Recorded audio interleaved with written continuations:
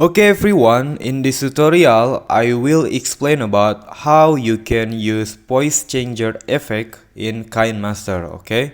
But before I start, make sure to subscribe my YouTube channel, give like and leave the comment. Also you can share my video. Open your Kinemaster.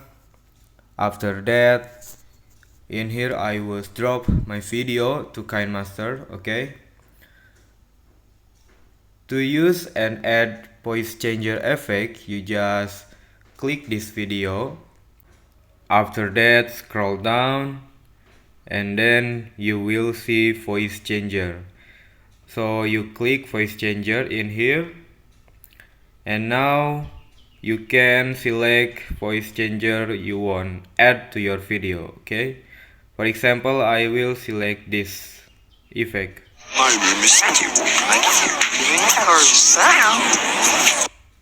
My name is Santi. What can I get you?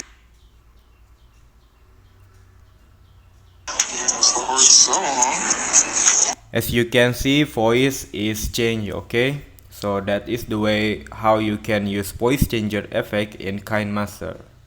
Thanks for watching this video. Make sure you subscribe, like and leave the comment on this video. Thank you.